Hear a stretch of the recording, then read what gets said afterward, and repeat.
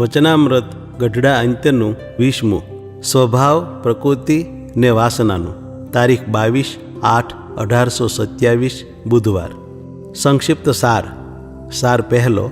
જીવ ભેળા એકરસ થઈ રહ્યા એવા જે પૂર્વજન્મના કર્મ તેને જ સ્વભાવ વાસના ને પ્રકૃતિ કહેવાય છે. સાર બીજો. વાસના ટાળ્યાનો ઉપાય આત્મનિષ્ઠાએ સહિત ભગવાનની ભક્તિ કરવી એ જ છે. સ્વામિનારાયણ હરે, સ્વામિનારાયણ હરે.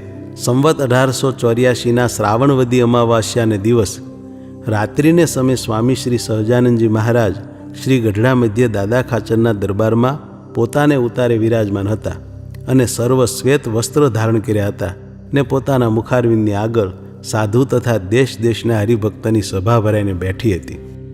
પછી દીનાનાથ ભટ્ટે પ્રશ્ન પૂછ્યો છે, હે મહારાજ, કાળ તો ભગવાનની શક્તિ છે ને કર્મ તો જીવે કર્યા હોય તે છે, પણ સ્વભાવ તે વસ્તુ કે તે શું હશે?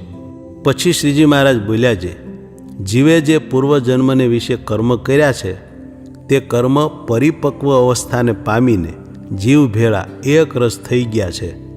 જેમ લોઢાને વિશે અગ્નિ પ્રવેશ થઈ જાય તેમ પરિપક્વપણાને પામીને જીવ સાથે મળી રહ્યા એવા જે કર્મ તેને જ સ્વભાવ કહીએ અને તેને જ વાસના તથા પ્રકૃતિ કહીએ. પછી મુક્તાનંદ સ્વામીએ પ્રશ્ન પૂછ્યો છે, હે મહારાજ, જીવ સાથે એક રસપણાને પામી રહ્યા એવા જે કર્મ એને સ્વભાવ તથા વાસના કરીને કહો છો, એ વાસનાને ટાળ્યાનો શો ઉપાય છે?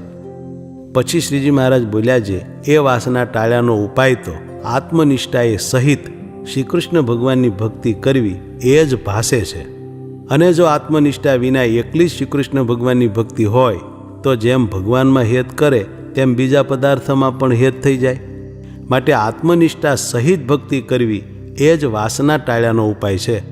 અને આત્મનિષ્ઠાવાળાને પણ જો કોઈક ભૂંડા દેશ કાળાદીકને યોગ્ય કરીને અજ્ઞાનીની પેઠે જ ક્ષોભ થઈ આવે પણ ઝાઝી વાર ટકે નહીં. ઇતિ વચનામૃતમ ગઢડા અંત્યનું 20મું થયું.